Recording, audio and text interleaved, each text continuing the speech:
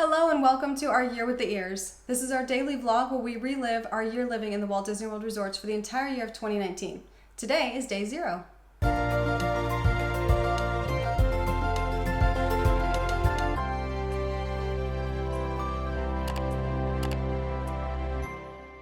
That's right, you heard correctly. This is day 0 because we didn't actually move into the Walt Disney World resorts until January 1st, and this is December 31st. But December 31st is New Year's Eve, and that is a pretty big day at Walt Disney World. If you've never been, wow, it is something. Now, up until this point, we had not been to Walt Disney World for New Year's Eve, and it was an experience that we will never forget. Yes, it was. So we learned that we did it one time and don't ever need to do it again. So we started off the day by sleeping in because we had gotten in so late the night before, and we stayed in that tiny house where I continually hit my head. So we slept really well and slept in a little bit that morning. Then we got up and headed out to the UPS store to open up a mailbox because we wanted to make sure we get one of those so we can have like something to send mail to, considering Disney won't really let you send mail to the resorts for yourself as if you live there, especially when you move every 3 nights. It has something to do with that. But anyway,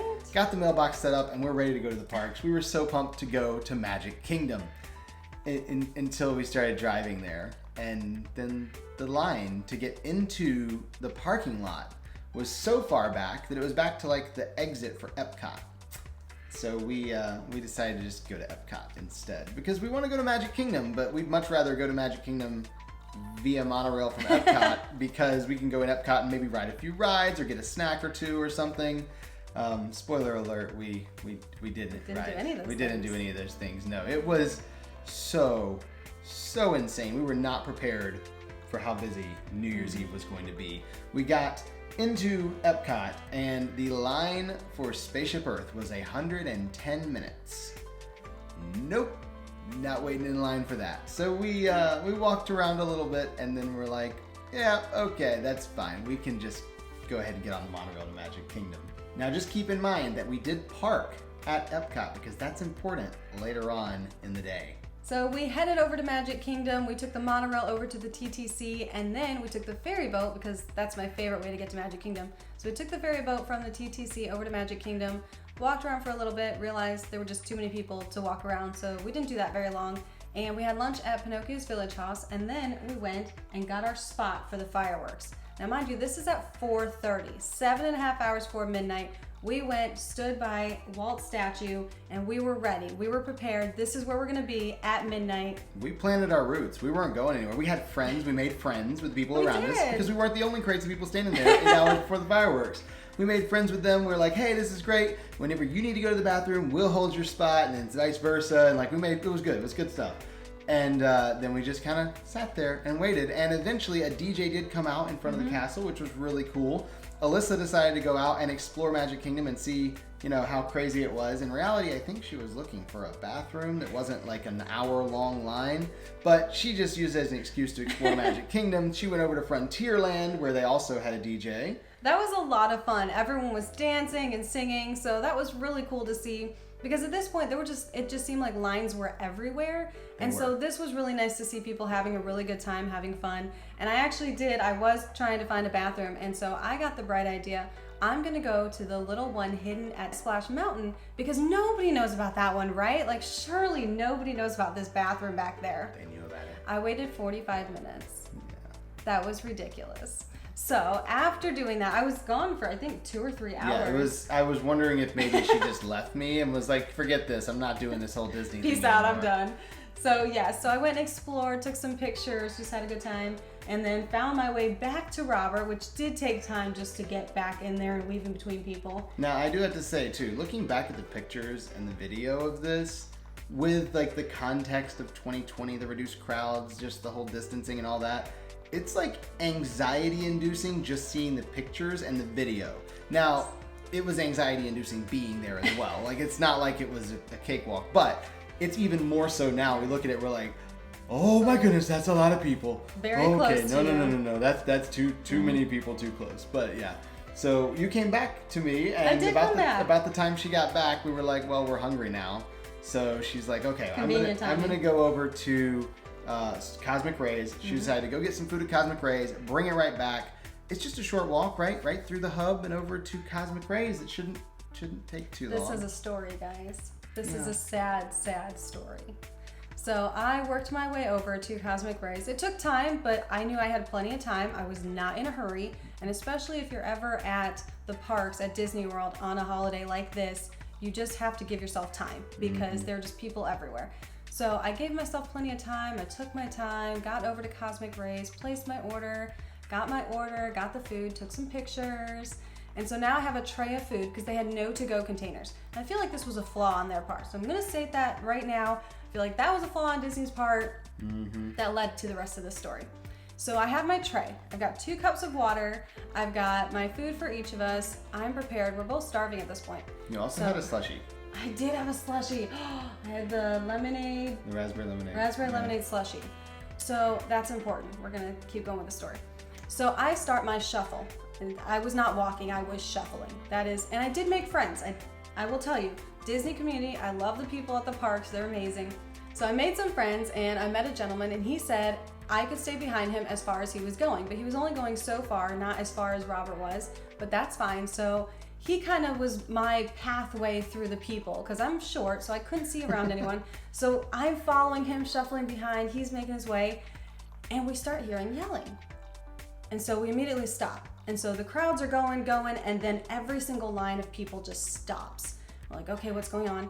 And I look over in time to see 2 guys yelling at each other, fighting, and one of them throws a drink in the other guy's face.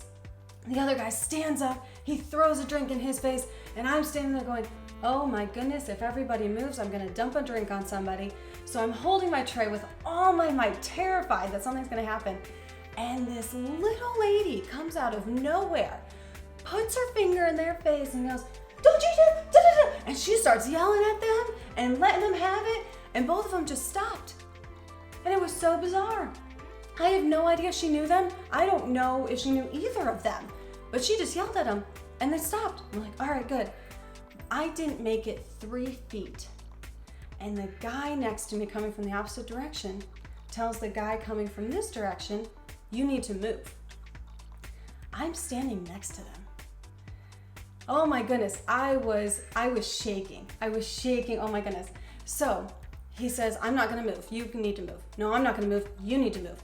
And I'm just standing there going, I can't move. I want to move and I can't move.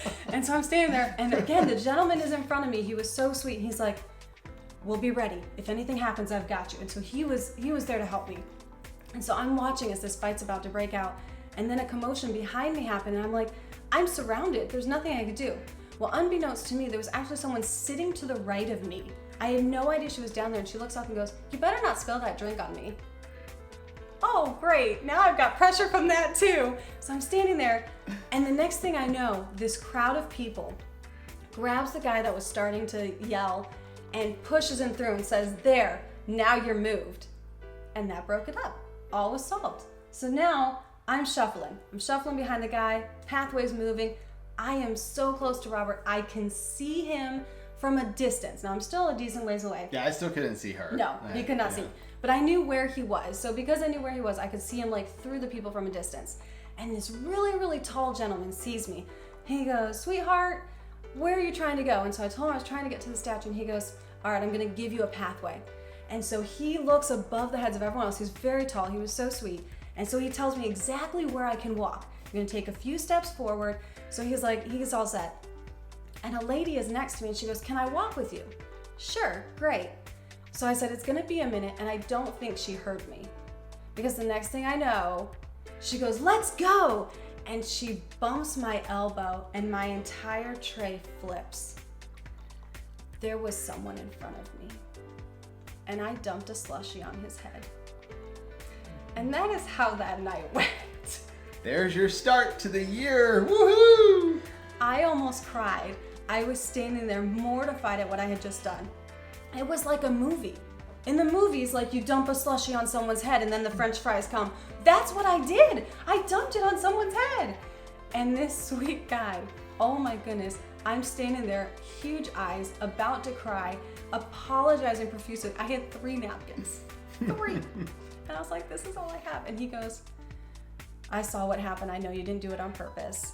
It's okay. I'll go get cleaned up. He was so nice. And if you ever see this video, I am still so sorry. And I still feel so bad about that. Yeah, I was not there with her for this, but I kind of wish I would have been just to see like the reactions. Because it was bad. It is like a movie. It's terrible. Oh my goodness. So it like slow motion happened. So now, mind you, I have been gone for almost 2 hours.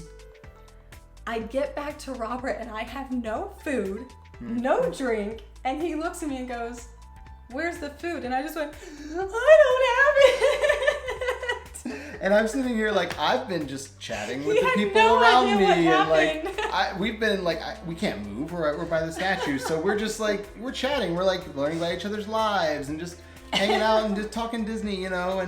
And she gets back with no food, and I'm like, it took 2 hours to go, and they're out of food.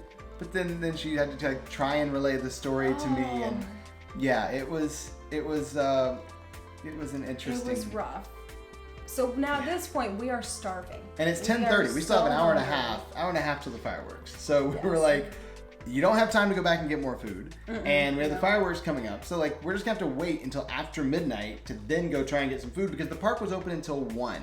Yeah. So we're like, all right, we will try again after midnight, I guess, because we don't really have a choice. It was so bad. So thankfully, to cheer me up, cast members came around. They were passing out hats and noisemakers to all the guests. So I was super excited. That gave me something to be excited about after that whole debacle. And so then we waited. We listened to the DJ, had a good time, and we waited till the countdown at midnight. It was the coolest thing. It was. And also like the most stressful and busiest thing to be there for New Year's Eve. The fireworks are incredible. They do the 360 fireworks. They have a countdown which actually has the numbers, like fireworks that are 9, 8, 7, 6, 5, 4, 3, 2, 1. It's wild. Like it's the coolest thing. I absolutely loved that part of New Year's Eve, the fireworks part. We actually have a video of the New Year's Eve fireworks from, I think, this last year, 2019, leading into 2020. We have that up on the channel, but it's the coolest thing. If you ever get to experience it, it's a once in a lifetime, like do it once and don't do it again kind of thing. But that was just at midnight we saw the fireworks. Then everyone who was jammed into Magic Kingdom, which by the way did hit capacity that day up to a certain point of closure. So like when they're having like the 35% capacity right now, that is so not even close to what New Year's Eve was. But New Year's Day, it's brand new, 2019, we're ready, like we're gonna do it. And now we have to find a way to leave Magic Kingdom, which was unbelievably crowded. So instead of trying to rush out with everybody else, we're like, we're not gonna rush out. We're gonna wait because the park closes at 1. We're gonna go on over to Cosmic Rays and see if we can get some food. Take 2, like round 2 over here. So we work our way over there. It takes like 30 minutes to get to Cosmic Rays from the partner statue. It's just people everywhere. Yeah. It's like swimming upstream. So you finally get there. We wait. We go in. We get up to the counter, and we explain to them the story while Alyssa almost cries again of what happened to our food. And they felt bad for us. They pitied us, and they did give us a replacement for our food, which was super nice. So then we went and just sat down in a booth and ate our food and drank our slushie and just watched all the hordes of people just passing outside the window, trying to get out of the park. And we're like, wow, look at all those people leaving. Like, we'll just wait. We'll just wait a little while. So we sat there and just kind of took our time eating until we wanted to leave around 1:15 or so. Now at this point, there are still a lot of people in the park. A lot of people went, they rode rides, a lot of them went to the bathroom, because I mean, when you've been waiting that long, just standing there in your spot, you need to use the bathroom at some point. So people are getting food, they're riding rides, so we weren't the only ones in the parks. It's not like Not even close. No. Now, we started heading out, and they basically herd you like cattle through these different pathways. So we're going through, and that's when we realized we have to get on the monorail. Because we have to get to Epcot, because we parked at Epcot. And it's now 1:30, and we're at the train station. They forced everyone to go to the right side of the train station to exit. And then as soon as you walk through the tunnel, there were literally barricades that made you go all the way across to the far side of the train station, and then zigzag all the way back, and then zigzag all the way across, and go out the gates on the left-hand side. So you just zigzag inside the park in front of the train station, then out the other side. Well, now we're sitting there and we're like, we have to get to the monorail. And this is actually like just shoulder to shoulder people. No one's hardly moving. It is a line though, because you have like the barricades. So we asked a cast member there at the gate, from this point, how long until we get on a monorail? And she said between an hour and a half to an hour and 45 minutes, maybe 2 hours from this point. Now that's a long time. We've now been up for a really long time. We've had a stressful day, and it was amazing the end of the night, but we were like, we don't want to wait that long. Yeah, it's almost 2 o'clock now. It's like 1:45. We've got to get on somehow over there. So what we decided to do, and don't tell anyone that this is a little hack that you can do, but what we decided to do was we took the pathway to Contemporary. Like, we'll walk to Contemporary. Even if we have to wait a few monorails to get on, it'll be worth it because we're gonna save so much time waiting in line. So now we have to kind of swim cross stream with all the people trying to get to the monorail and go over towards the Contemporary, which is then like, we can get on that pathway, we can walk there, we'll be good. So we had to kind of fight our way upstream to get there. Now there were so many people, and it really was a fight to get upstream. So we're kind of taking our time, kind of going near the barricade, staying on that side. And so we ended up at a stopping point because we had to wait to cross everyone. Now, there was someone next to me, a teenage girl, and she goes, "Hi." And I honestly didn't respond. I was so tired. And then it kicked in, like, you did not say hi to this person. She just said hi to you. How rude. So I turned, I'm like, "Oh, hi." And then I did a double take. "Do I know you?" And she looks at me and laughs. She goes, "No, I was just being nice." I was like, "Oh, okay." And so I turned back to Robert, and he's holding my hand so we don't get lost. Yeah, I'm like trying to pull her through the crowd. I'm not just holding her hand. I'm trying to like pull her through the And I pulled people. again, and I pulled back, and I said, "You look familiar. Are you sure I don't know you?" She said, "No, you don't know me. I was just saying hi." And I looked at her for a second, and I said, "Do you know Christian?" And her eyes got really big. She goes, "How do you know Christian?" And I said, "Well, Christian was my childhood best friend."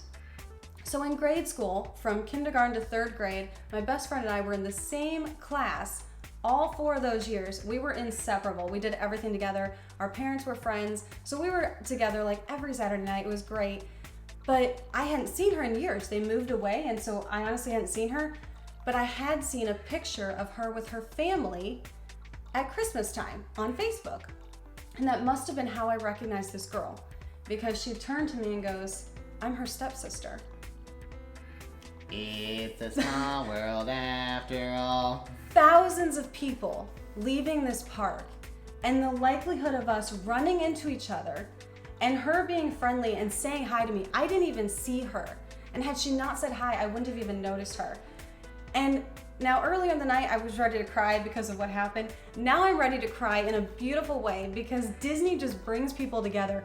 And it was so amazing because this was the true start of our year.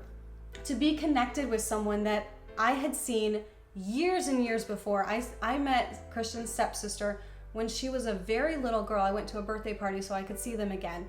But I have not seen her since. I wouldn't have recognized her. And the likelihood that that brought us together, that is like true Disney magic. It was incredible. I was shaking. It was amazing. And she was like, "Oh my goodness, I have to tell her that I saw you." I'm like, I'm gonna message her and tell her that I saw you. So it actually reconnected me and my friend because we started chatting on Facebook again and caught up with each other's lives. It was amazing. And Robert's standing there going, "What is going on?" Well, I'm not just saying what is going on. So look, I was in front of her with this crowd of people, just throngs of people everywhere, trying to pull her through the crowd. And I kept pulling And back. I only heard her side of the conversation. But I didn't hear or see her facial expression with it, I guess. So I didn't understand the context. So all I heard was, "Hi, do I know you?" And then I heard, "Are you a Christian?" And I was like, "What are you even doing over here? What are you talking about? Like, we're trying to get through this crowd. What kind of conversation are you having?" And then she caught me up after we walked away and like, oh, okay, that makes a lot more sense. I was just... He thought I lost. I thought she had just completely like, I'm done with the day. I'm just gonna start talking to random people and like accusing them of like, "Do I know you? Back off." Like, I thought that's what was going on, but no, it was actually a really good thing. So it was truly incredible. It was a wonderful way to start the year. And then we finally get over to the monorail. Yeah, we make it all the way to Contemporary. We go up the escalator, And thankfully, there's not a huge line. There were only maybe enough people to fill, like, I think we had to wait 2 monorails to get on. Got on the third one. Because the line wasn't even very long. It's just, I guess nobody else had the same idea we had, and now just pretend like you didn't hear that on this video, because Don't tell anyone. Don't ruin our secret. So now we get on the monorail, and we're like, we're good. We're on the monorail, it's like 2:30, we get to the TTC, and now we gotta wait for the monorail to Epcot. So the monorail to Epcot comes around, and there's a couple, like, had to wait a couple of rounds for that one. Get to Epcot, and then we remember how we slept in earlier in the day and went to Epcot later, like in the afternoon, 2 o'clock or so? You know where you park when you show up in the middle of the afternoon on New Year's Eve at Epcot? Yeah, all the way in the back. Like way back past like the back corner. I didn't even know there was parking there. We just walked and walked. Because when we got there was a tram. But when we got back in the middle of the night, there was no tram. So we walked and walked and walked. And finally got to the car, and then we had to drive back to our wonderful tiny house that we were sleeping in. And that was like a 45-minute drive on top of that, plus traffic and everything. Of course, traffic getting out of Epcot was not too bad, because by the time we got to our car, it was about 3:30 in the morning. So yeah, there was no one left at Epcot in the parking lot. So we were able to leave pretty quickly, and then traffic on the highway and all that. So it was a very long, very eventful, it was 0 day that led into January 1st of 2019. And if that was going to be any indicator of how our year was going to go, it was going to be an exhausting year, but it was also going to be a lot of fun. We finally got back to the tiny house sometime after 4 o'clock. We were so tired and ready for bed, so we just collapsed at this point. And that is the end of the day for us. Even though it was technically the next day, but we're not going to talk about January 1st until tomorrow. So we will see you tomorrow for our Year with the Ears.